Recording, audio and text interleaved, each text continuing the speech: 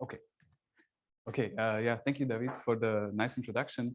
And also, of course, I would like to thank the organizers for giving me the opportunity to speak here. So before I start, I want to give a quick introduction that most of you probably won't need. So why would we care about antiferromagnets in spintronics? And the reason is that if you look at the competition, so photonics and electronics, the established information carriers, then they can already, at least in principle, work in the terahertz range or terahertz frequency range. And so if spintronics wants to compete, it has to compete with these frequencies. And therefore, antiferromagnets are a nice option to pursue because they are intrinsically fast. So their magnons also lie in the terahertz regime. And therefore, one could potentially switch, as I sketched here, like in a coherent fashion. Another benefit is that there are new materials coming up. Well, these are maybe not so new anymore, but those are manganese to gold and copper manganese arsenide, which are metallic antiferromagnets with relatively high ordering temperatures, so certainly above the room temperature, in some cases even much higher. And those, as you've heard a couple of times already, have special symmetry. And this special symmetry can actually allow for new effects. And the question is, of course, do these effects then help us to control the antiferromagnetic order? And one of these effects I want to show you now, it's not the inverse Faraday effect, it's actually the Néel spin-orbit torque. And it works kind of like this. In this very simplified picture of manganese to gold, you have the two sublattices, A and B. And now if you drive a current through the material, because of the locally broken inversion symmetry, you will have a spin polarization at the two sublattices. And what is special is that the direction in which the spins point is opposite for the two sublattices. And with that, you get equal torques. And those are the so-called Néel spin-orbit torques. Together, then with the strong exchange coupling, you can potentially have a very fast motion, and that could enable us to switch on a picosecond timescale. Non-picosecond timescale switching, I would say, has been demonstrated in many studies already for copper manganese arsenide and manganese to gold, starting off with this cross structure where you could switch the resistivity depending on the right current direction. But soon enough, there were also other effects emerging. So there are definitely thermal effects also involved, one of which might be you create hotspots in the edges of these crosses. Other thermal effects have been, for instance, discussed by Kamil yesterday, namely this nanofragmentation. So there's definitely some studies that indicate there's two effects competing at least. So what are these two effects? Well, there are torque and no torque effects. The one is the thermal effects and the other one is the Néel spin-orbit torque. The excitation is different though, since the thermal effects depend on the electric field squared or the intensity, and the Néel spin-orbit torque will depend on the linear electric field, so the electric field or the current density, depending on which is, it's always there, both of them, of course. The timescales, well, it's a bit tricky for the thermal effects because there may be different types of thermal effects. They could be on the order of the electron-phonon coupling times or even slower if you really talk about destruction. Whereas for the Néel spin-orbit torque, you expect them to be on the Magnon frequency and therefore being 1 picosecond is the timescale that you are after.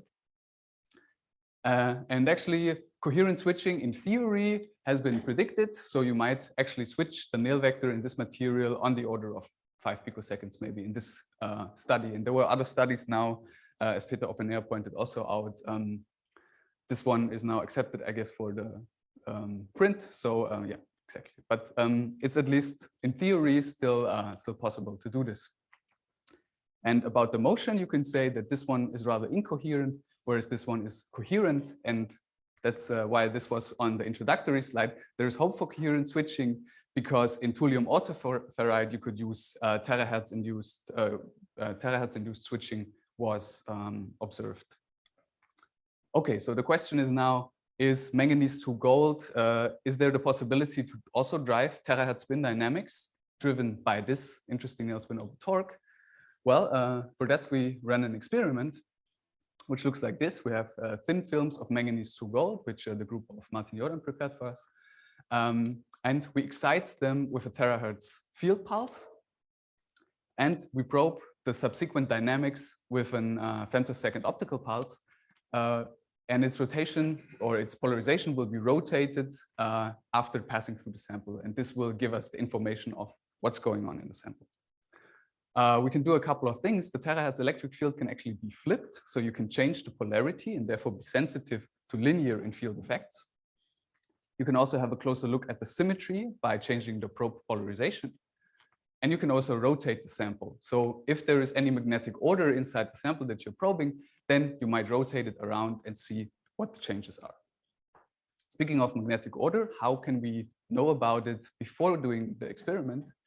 And there's a nice paper also from Martin's group where you take the sample as it is grown. This is an XMLD PIM image.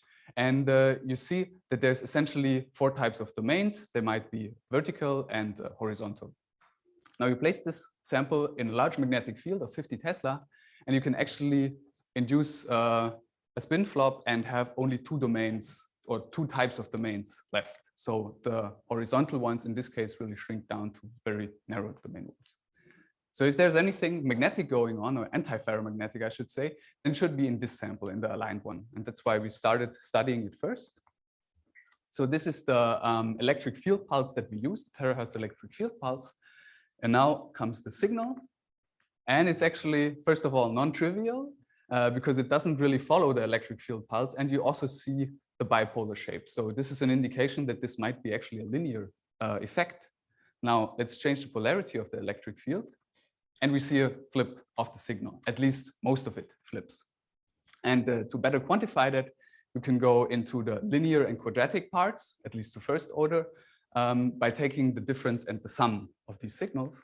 This is what I show here. So this is the linear signal, and here's the much smaller quadratic signal. So there's something strong going on that is proportional to either the electric field or the magnetic field.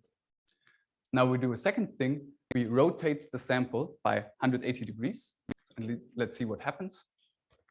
The signal also changes sign. Not fully, but most of it is actually reversing sign. And if you look at the sample structure, this means there must be some built-in arrow, so to say, that I can really rotate. Because if the sample is tetragonal or has this 180-degree rotational symmetry, there must be still something there to break it in order for this effect to be present. And we think that this might actually be the Néel vector that you're seeing there. So let's look at a cross-check. So this was the signal that I showed you already.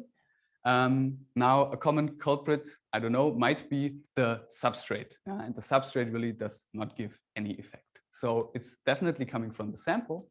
How does it depend on this pre-alignment procedure? Well, if you take the sample as grown and measure it, then the signals are much weaker. So there's definitely some dependence on this pre-alignment structure, and it indicates that after the pre-alignment, you must have a defined direction. So the Néel vector must be non-zero in a certain direction in this sample. So what is the origin of this signal? What do we think? Well, for that, we go into a bit of little symmetry analysis. If you look at the signal, it's basically determined by the optical conductivity, since that's what you have, or that's what you need to understand the polarization rotation. Now you can think of what happens if you apply, or these X parameters here are basically the observables on which this optical conductivity depends. And now you can ask what happens if I apply space inversion. Well, according to the equation, the conductivity should not change, but you will have change in these observables depending on this on their symmetry properties. What are the observables? They are non-magnetic degrees of freedom, here the n. Then there's the equilibrium Néel vector, L0, and there's the electric field and the magnetic field of the terahertz pulse. So if we do the space inversion, then these two do not change. So non-magnetic and magnetic field do not change basically, but the Néel vector as well as the electric field will change their sign. What does this mean? If you have an effect that is linear in electric field, it must also be linear in the Néel vector, or odd at least. And if you have something that is linear in the magnetic field, then it must be linear in the Néel vector to the power of 2, or to an even power at least. So since our signal is here, actually this means that we observe this kind of coupling. We have electric field and the Néel vector. Okay, what can we say from this now? This was a general consideration of the pump. Now let's think about what we can say about the dynamics of the Néel vector. And there I use a more conventional approach, I would say, in that the pump probe signal can either be a Faraday effect, depending on time-dependent magnetization, a linear birefringence, which is essentially the Néel vector squared, and some non-magnetic effects, which I cannot specify without really knowing which they are. But if you use the symmetry group of the system, then you find this a bit lengthy formula, and you have to now figure out which one is the dominating term. And I will not go into all the details, but basically we can play a little elimination tournament and exclude these two first parts by the probe dependence. And this third part actually doesn't fit the temporal dynamics that we observe. So it leaves you this last part here. And actually, let's focus now on this more interesting part back here. So the changes, basically, you can then make simple calculus and expand this one in two types of changes. And if you look at the equilibrium direction, which is basically along these easy axes here, then this term also has to drop out. So you're left with this one. And what does it mean? Well, it means that you have this dependence on the delta phi. So the coherent rotation angle of the Néel vector in the plane is the last survivor of this exclusion. Okay, so let's recap quickly. There's a signal that we observe, which is linear in electric field and in the Néel vector, and its dynamics and the symmetry suggest that it might really be the electric field driving the Néel vector at these terahertz frequencies that you can observe here.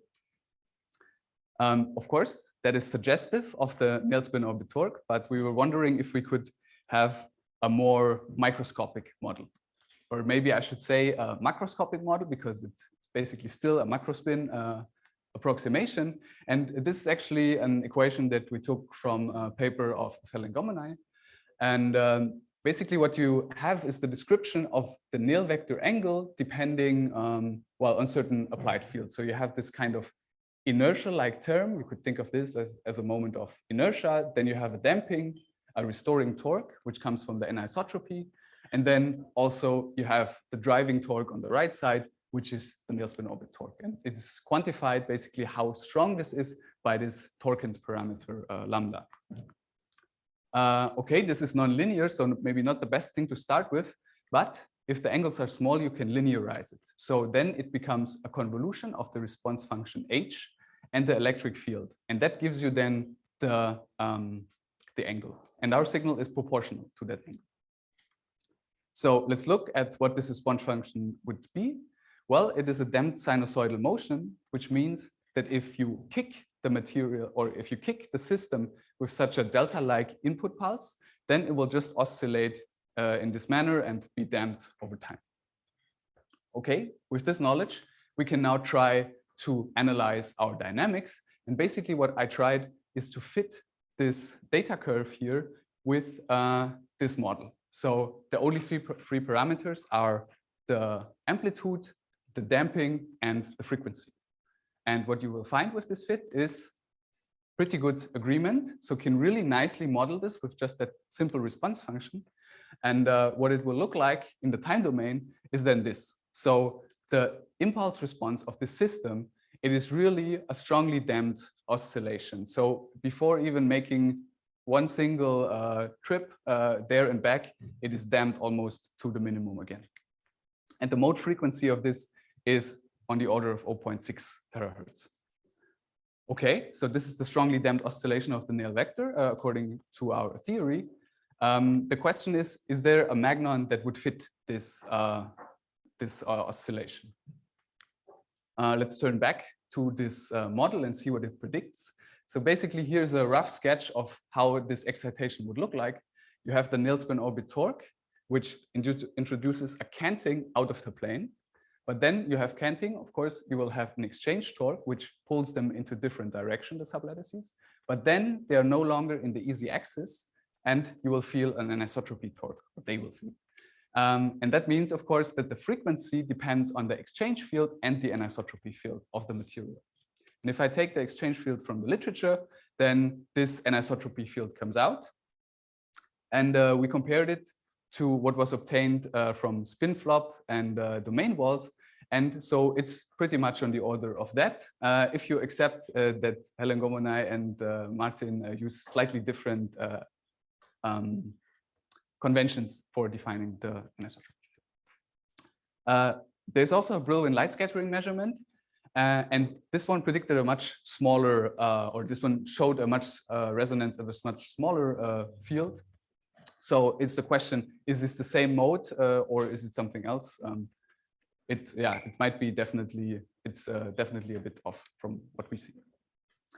There's also the damping that you can look at.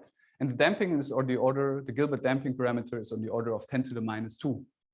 And while this is certainly then no nickel oxide with very small damping, as we've seen even yesterday, for instance, in this holmium manganite, or in iridium manganite, also another, or manganese, another metallic antiferromagnet, these are pretty strong dampings that are observed already, so it's not unreasonable. Of course, we would like to understand much better what's going on, but this is so far what we find. Okay, now let's look at that Magnon, hopefully. I'm showing it here. If you look at the cylinder here, it's actually a unit sphere, but I had to scale it up quite a lot. So you can see the canting that you have to introduce is really small to already get a substantial deflection in the plane, so from the Néel vector. So the question is, of course, how large is this deflection? And then consequently, what is the electric field, or how big is the coupling strength between electric field and the spins? And there you run into a little problem, because the signal is proportional to this prefactor here also. And that is pretty difficult to calibrate, and it's unknown. And you cannot do it in a static way, because you would have to like cant the Néel vector accordingly in the plane, somehow controlled statically. And this is something we don't know how to do, or I think it's not easily possible at least. But there's help. And there's actually the nonlinear response of this material that you can use to calibrate this. And I will show you what I mean with this. First, let's look at the nonlinear response. So really the heart of this talk, I hope, at least in the last 5 minutes. If you look at the signal divided by the driving field strength, this is what you get for a fairly low field. Now, if you increase the driving field strength a bit, but still normalize, you see that those curves lie perfectly on top of each other. And that means that you're still in the linear excitation regime. Now, if you go with a stronger field, then you actually see that the dynamics change. So you have this slowdown possibly, at least here where the fields are high. And you can also see this if you plot the peak-to-peak amplitude of this signal with respect to different field strengths inside the material. This is important because into a metal from free space, you don't get as much field as you might expect. So there's this change in amplitude, and we actually think it is due to the anisotropy potential. And one can think of it like this. If you look at the true anisotropy potential, which is this blue one, it has this cosine 4 phi dependence. It is anharmonic after a certain point. So if you would drive now dynamics inside this potential with a given electric field, this is what it would look like. So you see the highest excitation lags behind considerably behind the others, because just it doesn't get back so quickly. And this you will also see in the waveforms actually. So these waveforms look different depending on how high you have excited the the angle in this case, on how large the angle is. That means you can, in principle, get back from the waveform to the excitation angle, or from to the angle. And that we can use to calibrate. So we go again back to the data, and we try to model it with this differential equation and some simplified model of the probing. And you can actually see that for a single coupling parameter, I can get pretty nice agreement with the data. And from that, you get the coupling parameter. And it's on the order of, well, this is 250 centimeters squared divided by ampere second. So if you're not familiar with this, I give you some theory values. So this was one of the earlier predictions, considering the spin only, which was done by Jakob Selesen. And it's considerably smaller, but if you look at the spin plus orbital contribution, actually this one is quite on the order of what we see. So it's pretty good agreement, almost too good. Consider the error bar here, so we are still a bit uncertain about some parameters. Okay, so this indicates that the Néel spin orbit torque is influenced by the orbital momentum. And let's do the last thing, which is essentially how large is the angle now that we see here. And basically that comes already out of this fit.